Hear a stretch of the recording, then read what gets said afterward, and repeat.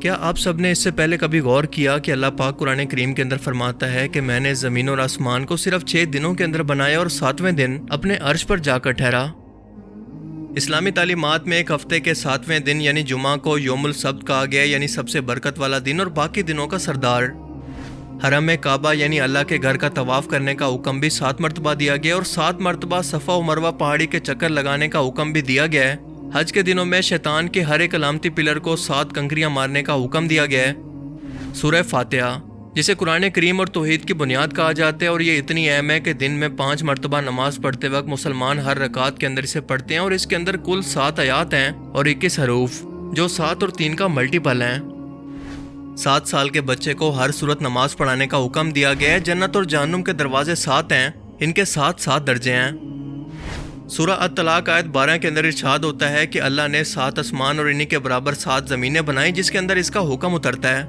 اس کے علاوہ اللہ نے زمین پر اور 7 مضبوط آسمان یا پھر آسمان کی تہیں بھی بنا دی ہیں۔ حضرت یوسف علیہ السلام کے دور کے فرعون مصر کو خواب کے اندر 7 موٹی اور 7 دبلی پتلی لاغر گائیں دکھائی گئی تھی، اور قوم عاد پر اللہ نے 7 راتیں اور 8 دن تک عذاب کی آندھی کو چلائے رکھا۔ یہی نہیں بلکہ زمین پر بھی رینبو کے اندر 7 بیسک کلر ہیں جن سے باقی رنگ بنتے ہیں، اور اس کے ساتھ ساتھ میوزک کے بھی بیسک 7 سر ہوتے ہیں۔ زمین پر 7 بر اعظم ہیں اور 7 ہی سمندر کیوں موجود ہیں؟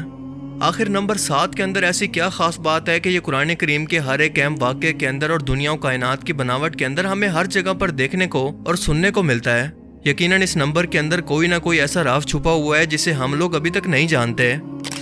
قرآن کریم میں نمبر 1 کے بعد نمبر 7 سب سے زیادہ بار رپیٹ ہوا ہے، اور یہ حقیقت ہے کہ ہماری کائنات کا نظام سب اٹامک لیول سے لے کر کائنات کی ترتیب تک سب ایک خاص قسم کی میتھمیٹیکل نمبرز کی ترتیب سے ڈیزائن کیا گیا ہے۔ میتھمیٹکس یا نمبرز اس کائنات کی ترتیب کی زبان ہے، اور ہماری یہ کائنات فیبناچی نمبرز یا گولڈن ریشو کی ترتیب پر بنی ہے جسے لیونارڈو آف پیسا نے متعارف کروایا، اور یہ ترتیب کچھ ایسے ہے کہ مثال کے طور پر آپ ایک نمبر کا اسکوائر لیں، اب اس کے ساتھ اسی سائز کا ایک دوسرا اسکوائر جوڑ دیں، اب اس کے ساتھ ایک 2x2 کا اسکوائر جوڑ دیں، اب اس کے ساتھ ایک 3x3 کا، پھر 5x5 اور پھر 8x8 کا۔ اب اگر ہم بالکل اسی ترتیب کو اسی طرح سے بڑھاتے جائیں تو یہ خاص قسم کی اسپائرل شیپ کو بناتی ہے جسے ہم کہتے ہیں گولڈن ریشو یا فیبناچی نمبرز۔ یہ وہ ترتیب ہے جو کہ اس وقت حاصل ہوتی ہے جب ہم ایک پچھلے نمبر کو اگلے 2 نمبرز کے اندر شامل کرتے جائیں، اور حیرت انگیز طور پر پودوں کے پتوں سے لے کر پھولوں، یعنی ہر ایک پودے، جانور اور خود انسان کے جسم کے اندر بھی بالکل یہی ترتیب موجود ہے۔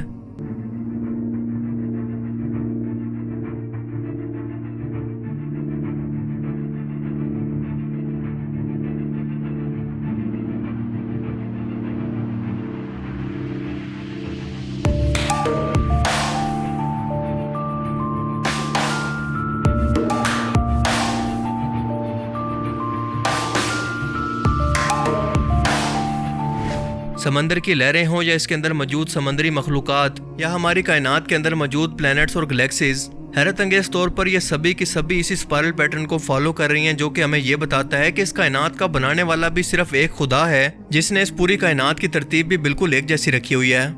یہ ہمیں کائنات کے ایک خالق یا ایک ہی سوچ کا پتہ دیتی ہے۔ کچھ ہی سال پہلے اس فارمولہ کی مدد سے انسانوں نے کائنات کی اس حیرت انگیز ترتیب کی کھوج کی، اور انسانوں کو اللہ کی قدرت کی ایک اہم ترین جھلک نظر آئی کہ یہ کتنے پرفیکٹ انداز کے اندر سوچ سمجھ کر بنائی گئی ہے، جیسے کوئی انجینئر ایک بلڈنگ بنانے سے پہلے اس کا پورا اسٹرکچر اور اس کے نقشے کو بناتا ہے تاکہ یہ ٹکی رہے۔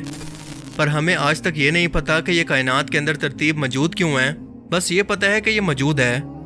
بالکل ایسے ہی جیسے ہم نمبر 7 کو اسلامی تعلیمات سے لے کر زمین و آسمان کی ہر ایک ترتیب کے اندر دیکھتے ہیں، مگر اب تک یہ نہیں جانتے کہ اس کے پیچھے خاص وجہ یا میتھمیٹیکل لاجک دراصل ہے کیا۔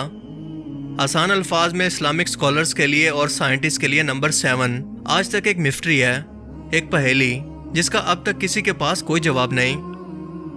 شاید اب تک ہم انسانوں کا دماغ اتنے ایڈوانس لیول پر نہیں جا سکا کہ اس کی گہرائی کے اندر اتر سکے، پر یقیناً مستقبل کے اندر ہم انسان اس کے متعلق کوئی نہ کوئی کھوج تو ضرور لگا لیں گے، کیونکہ اللہ تعالیٰ خود یہ چاہتا ہے کہ ہم اس کی کائنات پر غور و فکر کریں اور اس کی ترتیب پر غور کریں تاکہ اس کی ذات کو پہچان سکیں۔ اسی لیے وہ بار بار انسانوں کو دعوت دیتا ہے کہ ہم نے دنیا و کائنات کے نظام کے اندر دن اور رات کے بدلنے کے اندر نشانیاں رکھی ہیں، مگر صرف اور صرف عقل والوں کے لیے۔ پھر فرماتا ہے کہ ایک نظر اٹھا کر اس کی کائنات کو دیکھو تو تمہیں اس کے اندر کوئی خامی نظر نہیں آئے گی، یہ بالکل پرفیکٹ ہے، بالکل اللہ کی ذات کی طرح۔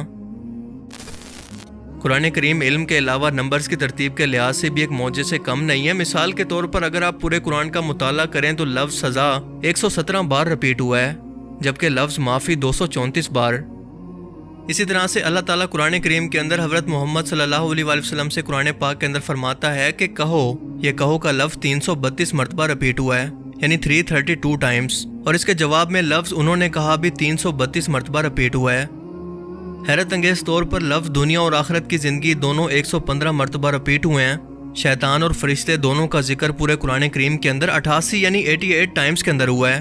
یہ کیسے ممکن ہے؟ جنت اور جہنم دونوں کا ذکر 77 ٹائمز، جبکہ زکوٰۃ اور برکت کے لفظ دونوں 32 مرتبہ یعنی 32 ٹائمز کے اندر رپیٹ ہوئے ہیں۔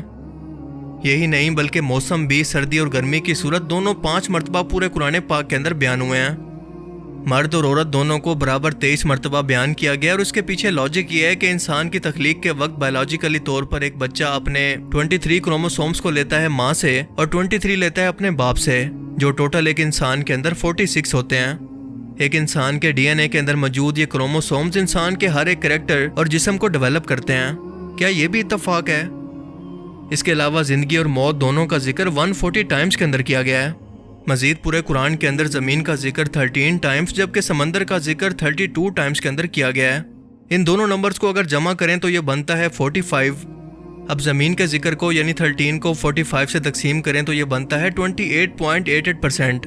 اب اسی طرح سمندر کے ذکر کو یعنی 32 کو 45 سے ڈیوائیڈ کریں تو یہ نکلتا ہے 71%۔ اور ہم سبھی لوگ جانتے ہیں کہ ہماری ٹوٹل زمین پر خشکی ہماری پوری زمین کے 28.88% حصے پر موجود ہے اور سمندر 71% حصے پر۔ اللہ اکبر! کیا اب بھی کوئی کہہ سکتا ہے کہ یہ سب کچھ محض اتفاق ہے؟